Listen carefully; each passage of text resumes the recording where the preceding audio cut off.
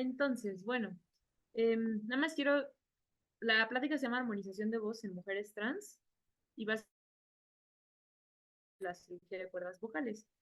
¿Por qué? Pues al ser yo otorrino, esa es la parte que a mí me toca realmente. La parte de entrenamiento vocal y de terapia es más justo con otras personas del equipo. Este, y pues nada, otra cosa que quisiera decir es que el hecho de que alguien busque armonizar su voz es totalmente, vamos, no quiero convencer a nadie de que lo hagan y decir que alguien no es femenino si no lo hace. Lo hago porque de repente se puede prestar a malinterpretaciones. Entonces, lo primero que hay que saber es dónde está la laringe, porque ahí es donde vamos a trabajar y qué es lo que hace. La laringe nos sirve sobre todo para respirar, para tragar y para hablar. Entonces, en este esquemita de aquí es como si la persona estuviera de lado, o sea, como si yo estuviera así y me están cortando en pedacitos, ¿ok? Y en este video que está acá, eh, vemos cómo se hacen ambas funciones. La parte de atrás viene el tubo para comer y ahí se ve el tubo para respirar, que es la laringe como tal. Entonces, ¿qué ocurre? Cuando nosotros comemos y tragamos, se cierra esa tapita de la laringe y se protege la vía respiratoria. Cuando estamos hablando, las cuerdas vocales se cierran y cuando está entrando el aire se abren, básicamente. Entonces, realmente la algo bastante complejo porque necesitamos de varios sistemas del cuerpo que se coordinen. Son los pulmones, que es lo que nos va a dar la fuerza del aire, que va a permitir que las cuerdas vibren y luego esa vibración va a subir y va a haber una resonancia, es decir, va a rebotar la voz y va a modificarse el sonido que se produjo originalmente. Y después ya para producir el habla hay toda una articulación que se hace con la cavidad oral, la lengua, los dientes, cómo vamos apoyando las diferentes estructuras. Entonces, este es un esquema de la laringe, un dibujo en donde estaría, y entonces tenemos aquí a una mujer, la vemos como si estuviéramos desde arriba y ella viendo hacia el frente. Justamente las cuerdas vocales, que son los pliegues que aquí en este video son de una persona real, vemos cómo se abren y se cierran. Entonces, justamente cuando se cierran, como está ocurriendo aquí, es cuando podemos hablar. ¿Qué es lo que ocurre? Todo el aire que se acumuló de los pulmones del tórax va a empezar a pasar de poco y va a permitir esa vibración como se ve aquí, que en la vida real sería como esto. Entonces vemos cómo es un movimiento muy sutil. Aquí esta técnica de la laringoscopia hace que todo se vea como en 3D y se ve más evidente el movimiento de los pliegues como tal, de la mucosa como vibra.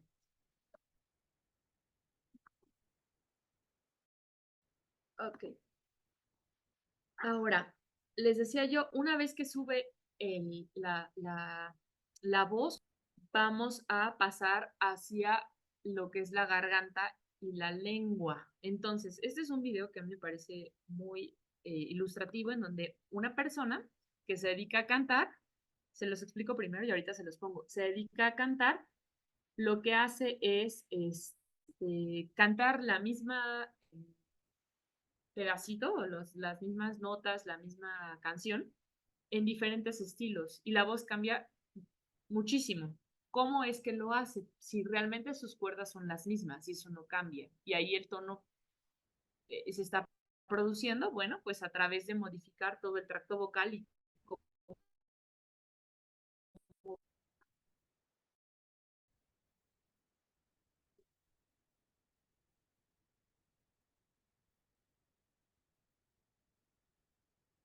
casi no se escucha.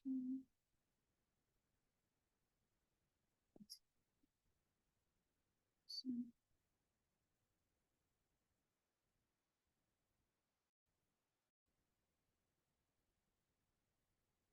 Sí, en este no se escucha, pero no sé si No, cuando empezaste a compartir le diste el acceso a los permisos de audio.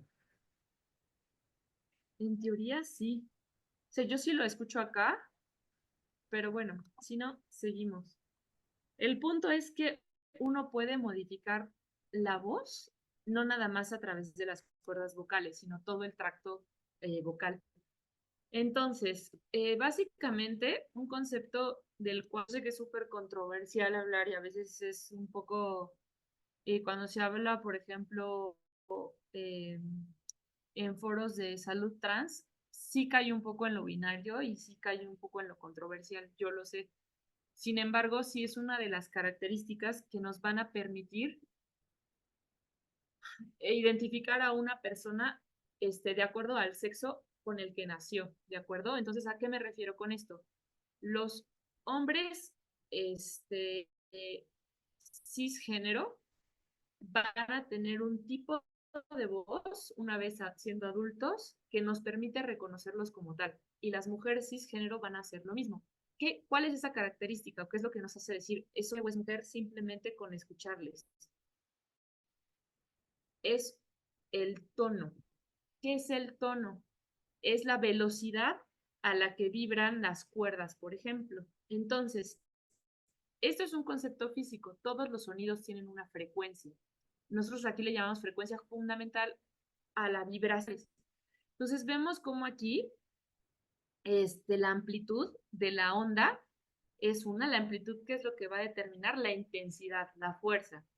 Y la otra es cuánto tiempo tarda la vibración en ir y venir, ¿ok? En el tiempo. Entonces, cuando tenemos frecuencias más bajas, son sonidos más graves. El ejemplo sería, por ejemplo, las cuerdas de un bajo. Y cuando tenemos sonidos más agudos, la frecuencia es más alta y los sonidos son más, más altos, como por ejemplo en una soprano.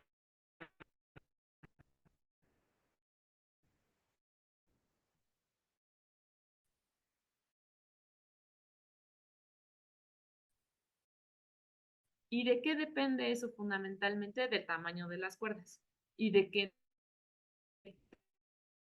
tan. Ahora, ¿cómo se escucha toda esta teoría? Nosotros lo que sabemos a través de diferentes mediciones de la voz de las personas es que la frecuencia fundamental del tono tiene una frecuencia que se mide en hertz, que están aquí. Entonces, la voz humana más o menos se encuentra entre los 100 y los 190 hertz, ¿ok? Incluso hasta los 90 o hasta los 220. En esta gráfica que les estoy mostrando, todo lo que está pintado de azul son la frecuencia en donde normalmente se ubican los hombres cis, que es de 145 hacia abajo. Las mujeres cis de 165 para arriba y en medio un área gris. Entonces les voy a poner cómo se escucharía eso. ¿Usted quiere saber a mi abuelo? Bueno, él tiene cerca de 93 años de edad. ¿Yo? Esta es una mujer trans, de hecho, que ella anda más o menos en este puntito de aquí, es alguno de estos puntitos, arriba de 165 Hz. Y pues, honestamente, yo le escucho y digo, pues se escucha, no, vamos, con una voz que se asocia a lo femenino, ¿no? En esta,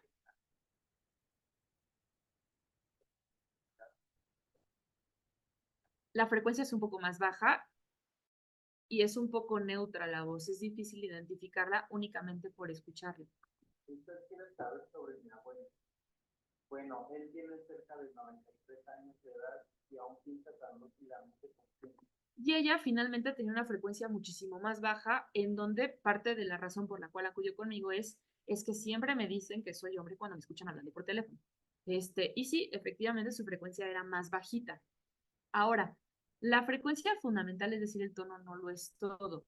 Uno de los principales factores que nos van a permitir marcar el género es la resonancia, que es lo que les explicaba anteriormente, cómo rebota el sonido en todo el tracto vocal. Hay otras cosas, la entonación, por ejemplo, a veces la selección de palabras, ciertos patrones de comunicación también son ligeramente o discretamente diferentes entre hombres y mujeres. Ay. Entonces, ¿cómo podemos armonizar la voz? Hay dos formas, una de ellas es la cirugía y otra es la terapia. La cirugía, ¿qué es lo que va a hacer? Modificar la forma de las cuerdas vocales para que estas vibren a una velocidad distinta. Entonces, lo que queremos hacer es, si vibraban despacito, que ahora vibren un poco más alto y nos produzcan aquí en la laringe un tono de voz. La otra es la terapia de voz, que es lo que se va a hacer ahí. Adaptar, modular la voz y patrones de comunicación para que entonces refleje más el género con el que la persona se identifica. Y puede ir desde cómo se articulan, que se utilizan ciertas características como la soplosidad, a, por ejemplo, cómo se modifica el paladar, cómo se contraen los músculos de la garganta para que el sonido rebote distinto. O sea, hay diferentes técnicas. Y no se limita únicamente a la frecuencia fundamental. ¿Cuáles son los pros y cuáles son los contras? La cirugía, pues es un procedimiento invasivo y eso hace que pues haya riesgos. El principal riesgo es que estamos trabajando con la vía aérea. Entonces, ahorita les voy a explicar cómo es que lo hacemos, pero básicamente sacrificamos un poco del espacio que tiene la persona para respirar. Eso es lo principal. La otra cuestión es que va a limitarse el rango vocal. ¿Qué quiere decir eso? Si bien se acuerdan que en la gráfica yo ahí les ponía de puntitos que cada persona más o menos se acerca a una frecuencia fundamental, todos cuando hablamos, no hablamos así plano. Bueno, depende del idioma que hable de interlocutor, porque hay idiomas que sí son más planos que otros, pero en general, de repente tenemos tonos más graves, luego más agudos, y como que el lenguaje tiene un patrón así, un tanto que sube y baja. Eso se pierde con la cirugía, o al menos se afecta o se limita un poquito el rango.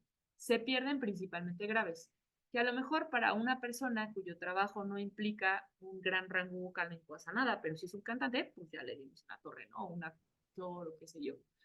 La intensidad de la voz también se ve disminuida. Las ventajas, ¿cuáles van a ser?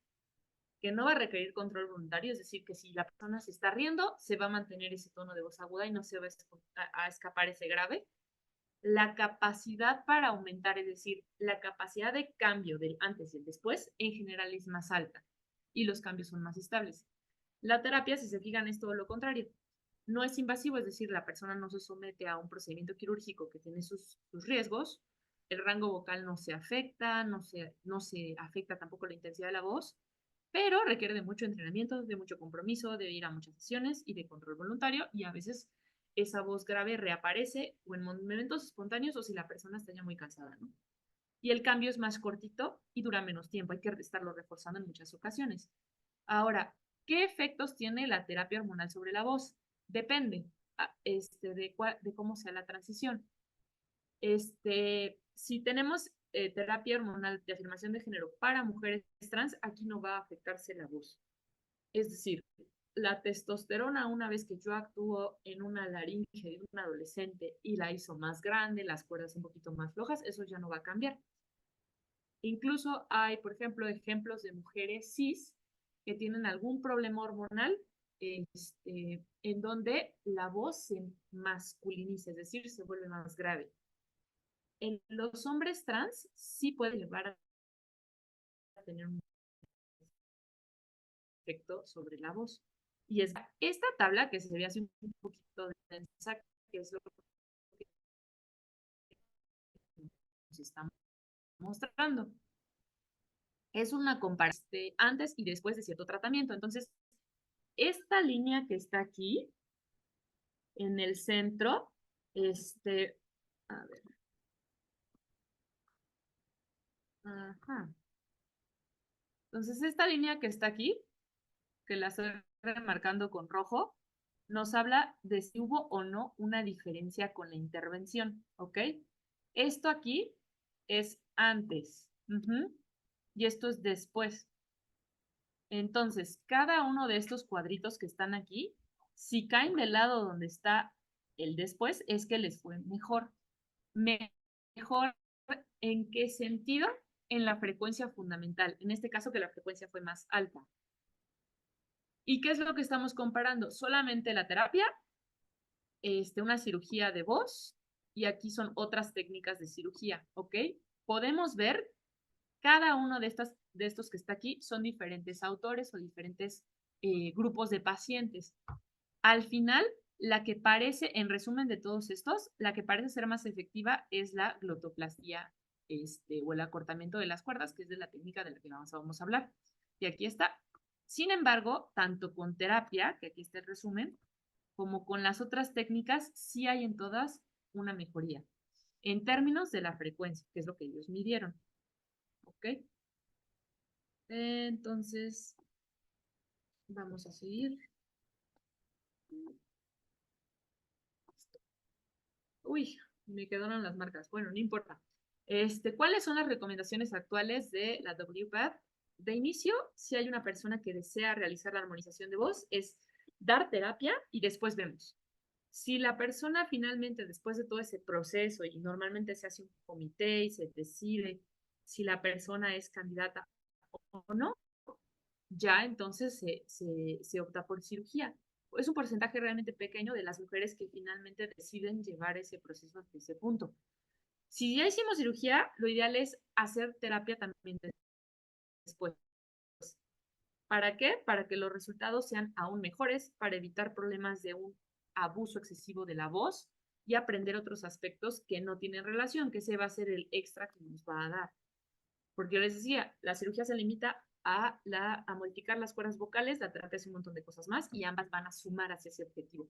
¿Cómo vamos a evaluar a las pacientes que buscan una cirugía de armonización de voz? Lo primero, como en cualquier valoración médica, es saber los antecedentes. Yo sí les pregunto un poquito acerca de la historia de la transición, sobre todo en el sentido de que si desean realizar muchos procedimientos quirúrgicos, vale la pena en ocasiones coordinarlo bien. ¿Por qué? Porque como aquí vamos a trabajar las cuerdas vocales, todos esos otros procedimientos con mucha frecuencia se hacen bajo anestesia general.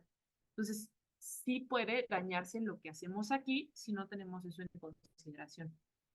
Otro factor importante es el tabaquismo.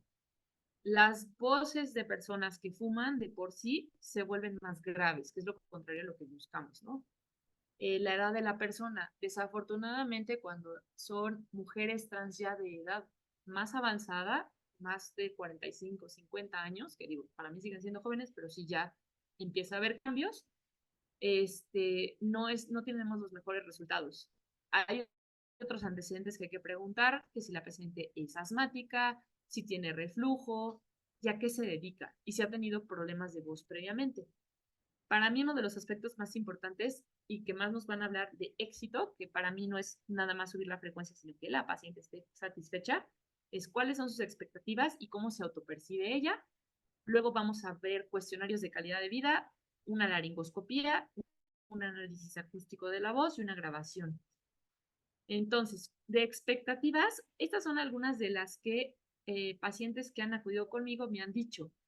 Desde que quieren relajarse para que al poder hablar hagan menos esfuerzo. Por ejemplo, esto me lo dice mucho aquellas que, si bien ya llevaron terapia o bien de forma instintiva o a través de autoeducación con YouTube y demás, lograron un tono de voz más alto y que ellas ya están contentas con cómo se escuchan, pero lo que no les gusta es tener que estarlo pensando todo el tiempo, ¿no?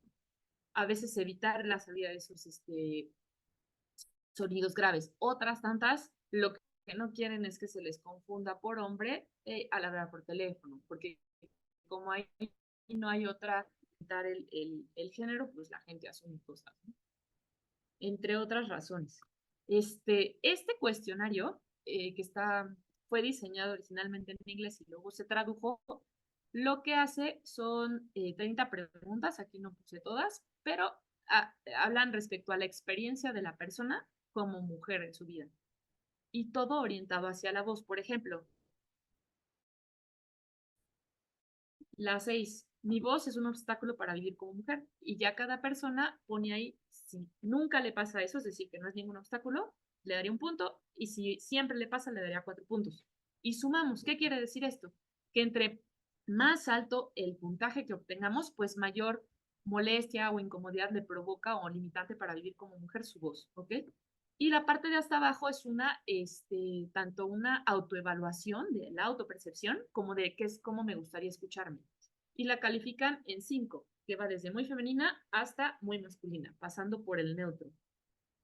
Finalmente, la laringoscopía. ¿Qué es eso? Pues es un estudio en donde a través de una cámara vemos las cuerdas vocales. A veces sucede que el problema está en que hay alguna lesión en las cuerdas y no permite una adecuada vibración. Entonces, eso hay que descartarlo primero, o bien que hubo un antecedente, por ejemplo, de una cirugía de cuello. Una que es frecuente es para cirugías de armonización de cuello, donde se trabajó el cartílago, donde están metidas las cuerdas y hubo una lesión allí, ¿no? Por ejemplo. Y la otra es esta lectura, que son las que van a estar escuchando. ¿Para qué lo usamos? Tanto para hacer el análisis acústico, que es obtener esa medición de la frecuencia fundamental, como para, a lo mejor, si queremos hacer algún estudio, preguntarle a un tercero, sin decirle nada, que si es mujer, que si es hombre, que cuál es su orientación, su identidad, nada, ni su edad. Se les pregunta únicamente, ¿cómo y con qué género clasificarías tú a la persona que estás escuchando hablar? Entonces, esto del análisis acústico es bastante técnico, pero lo que hacemos es obtener las frecuencias y es un promedio, ¿ok? Como ven, estas líneas azules de aquí, pues van, suben y bajan. Así es un poquito la voz, pero en general está en cierto rango, como vimos en esta tabla de aquí. Entonces, ¿qué técnicas quirúrgicas existen? La primera que se hizo, la hizo un cirujano que se llama Ishiki, por ahí de los 80s, a principios, y lo que hacía él era jalar el cartílago tiroides, que está aquí en esta imagen, y pegarlo hacia el cartílago cricoides. Entonces, al jalarlo, tensaba las cuerdas. Esta técnica, curiosamente, en Malasia, que es como un centro donde se hace muchísima medicina o salud trans, es la que más siguen haciendo.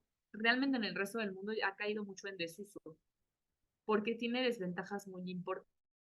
La primera es que el cartílago tiroides se vuelve más evidente ahí, con que fuera muy notoria la manzana, bueno, aquí comúnmente se llama la manzana de Adán, aquí se vuelve más obvio. Pues eso no gusta, ¿verdad? Otra es el rango vocal, se limita, eso realmente pasa con todas. Y lo más importante es que la ganancia en tono era pobre.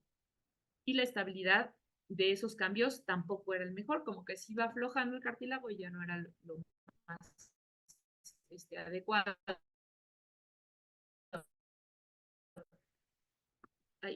Ya completa, es decir, yo voy a modificar toda el esqueleto laringio y de hecho, si nos fijamos en lo que se hace, se corta por completo y se vuelve a hacer la forma de la laringe. Esto es a través de una incisión en el cuello y es bastante más compleja y los riesgos son más altos. Pero es la técnica más reciente de las que se han descrito. Y esta es la técnica que tiene mayor aceptación y que es la que en la mayoría de los casos la que se realiza. Entonces, más o menos aquí les estoy poniendo cómo se monta el quirófano, porque esta, a diferencia de las otras, no se hace una incisión en el cuello, sino desde la boca de la paciente.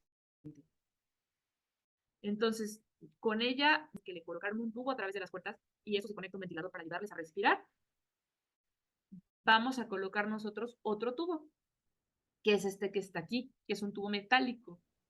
Y a través de ese tubo vamos a estar trabajando con un microscopio normalmente, que tiene que ser un microscopio muy específico. Y esta es la visión que tiene el cirujano como tal, o la cirujana en este caso. Entonces, ¿qué es lo que yo vería, por ejemplo, en una paciente que estoy operando? Directamente las cuerdas vocales, esto aquí es el tubo, a través del cual, el globo del tubo a través del cual respira la sombra que se ve aquí, es el tubo de metal, que lo que hace es que me va, lo meto a través de la boca y me va a dar una buena exposición ahí de las cuerdas. ¿Qué es lo que hago? Con un láser, o a veces sin láser, sino con tijera, quito esta capita más superficial de las cuerdas en la parte de más de y las uno. Y entonces me va a quedar una forma distinta de las cuerdas vocales en donde yo las estoy estirando y las estoy haciendo más cortitas para que vibren más rápido. Otra técnica es quemar en la parte más de los laditos de las para que se hagan más rígidas. ¿Qué es lo que estamos haciendo? Pues básicamente simular las cuerdas justamente hicieron de un bajo, ahora de una guitarra, con cuerdas más cortas, más densas, y que entonces van a vibrar más rápido y producir un sonido más agudo. Esta técnica se usa en conjunto con la anterior, entonces hacemos las dos cosas. Este de aquí es un video de una chica que, que ya fue operada. Entonces, si se fijan al principio, ella está haciendo como, ah, y por eso están cerradas. Cuando yo le digo mete aire, el espacio que queda, entonces, otra vez vamos a, ay, no sé si alcanzan a distinguir, justo ahí, hay como unos nuditos, como unas rodillitas ahí. Ese es el punto en donde yo cerré las cuerdas vocales y sí me limita bastante el espacio que me queda ahora para respirar. Que eso es algo que hay que tener en consideración. Si yo cierro además con la intención de lograr un tono muy, muy alto, puedo dejar a la paciente sin que respire y eso es una urgencia. Entonces eso hay que tenerlo siempre en consideración. Ahora, ¿qué resultados podemos esperar con esto? Esta es una gráfica en donde en verde estamos poniendo hombres control. ¿A qué me refiero con eso? Son hombres cisgénero que les pedimos que hicieran la grabación y medimos esa frecuencia fundamental, ese tono. Y en promedio andaban como en 110 más o menos.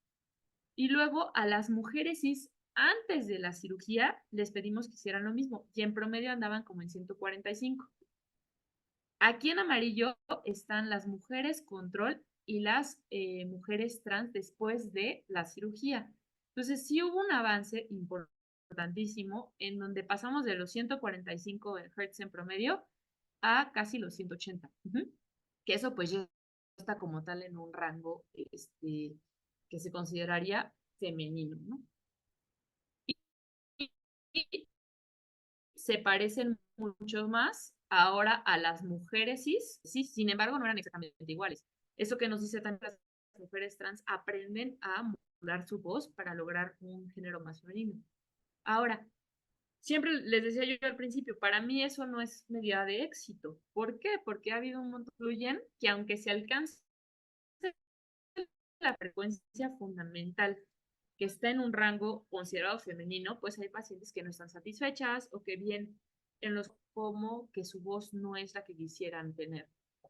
Y eso pues es a veces un problema, ¿no?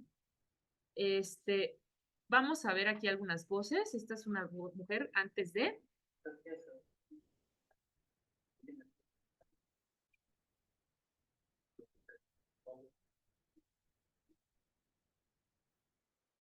¿Quieres saber?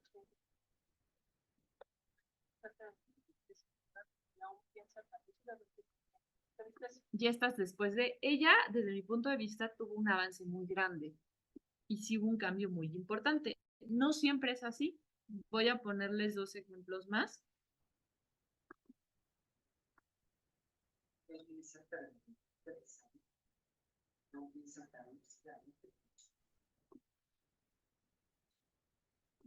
Usted quiere saber sobre mi abuelo.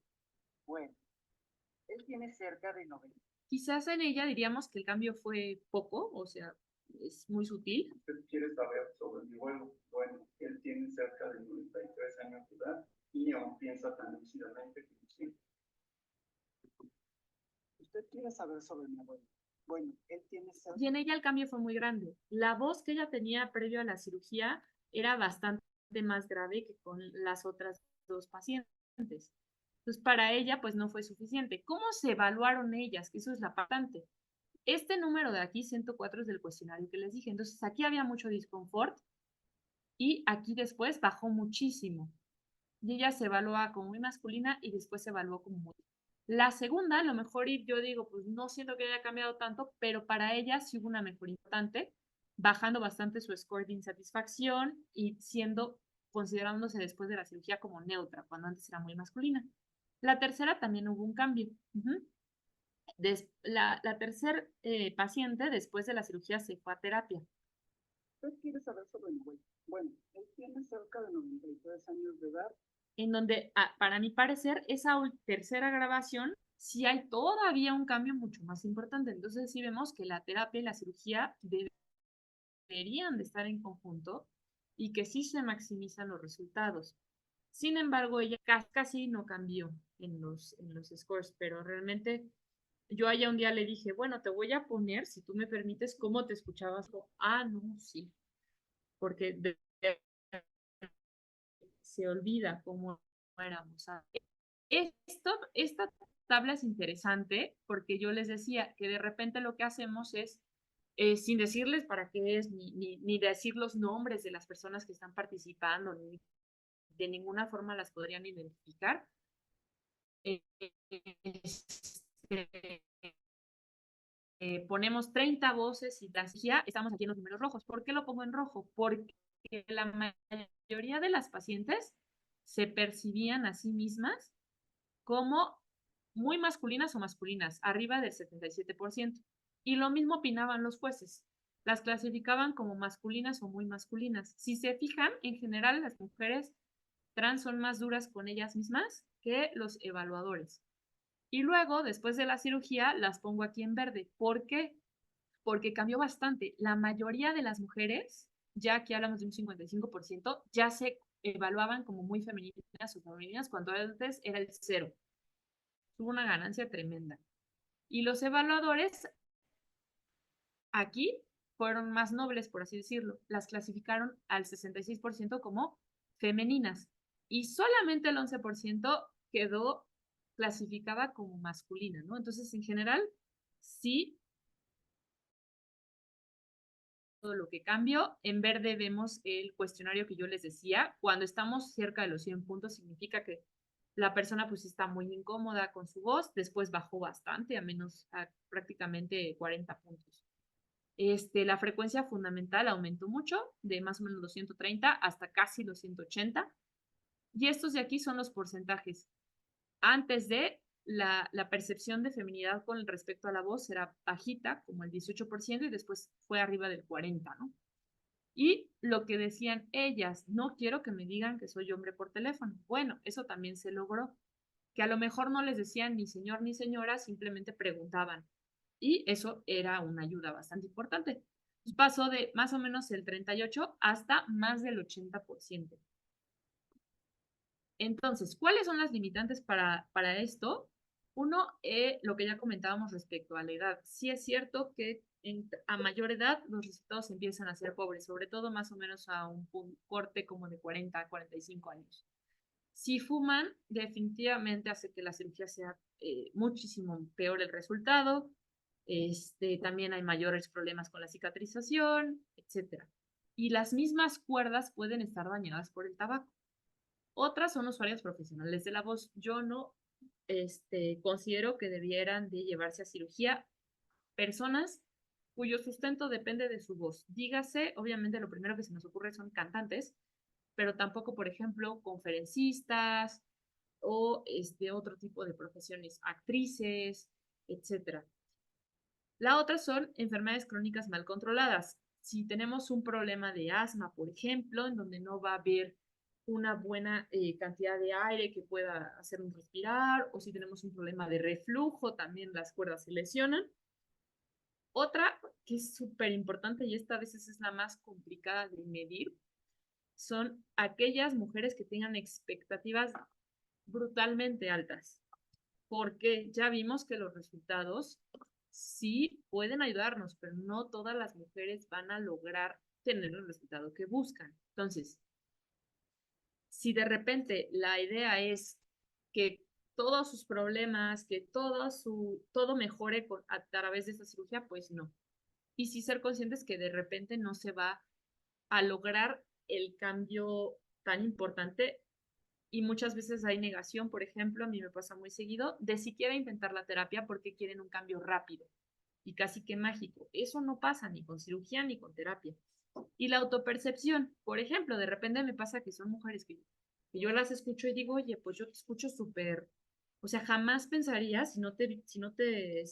que tienes una voz masculina o que eres hombre por cómo hablas. Y ellas se clasifican como muy masculinas. ¿No? Entonces ahí a veces hay algún otro problema adicional, que vale la pena pues tener cautela con eso, porque si no, operamos y al final el resultado es que no están satisfechas y que pues además nos expusimos a un riesgo importante. Otra más son los factores anatómicos. ¿Por qué? Ya vimos cómo hacemos la cirugía a través de la boca. Si no se puede extender el cuello, es decir, estirarlo, que podamos nosotros al colocar ese tubo ver bien las cuerdas, no se pueden trabajar. Entonces hay ciertos factores, por ejemplo, un cuellito muy cortito, una obesidad muy severa, en donde sí va a estar esto limitado, y la otra son lesiones anatómicas en las cuerdas vocales, por ejemplo, que una cuerda no se mueva bien o que tengamos una lesioncita ahí. Si todo esto ya la paciente es candidata, la siguiente limitante, que desafortunadamente es una de las más comunes, es el costo. ¿Por qué?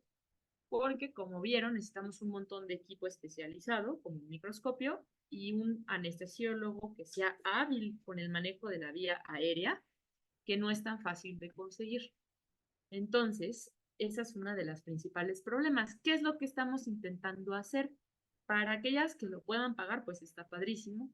La gran mayoría de la realidad es que no pueden, además de que hay un montón de otros procedimientos de reafirmación que tienen en mente.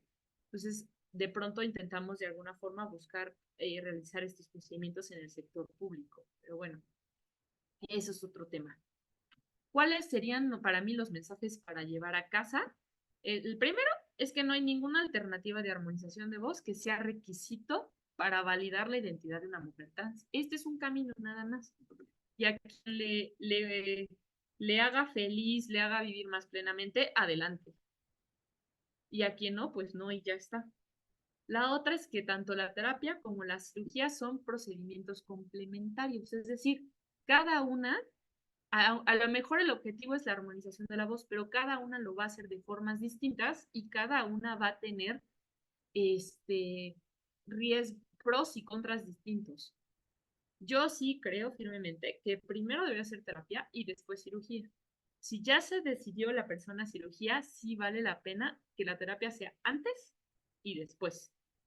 Y de nuevo, la cirugía puede tener excelentes resultados, pero sí hay limitantes que considero yo son bastante importantes. Y pues ya, esto sería todo de mi parte.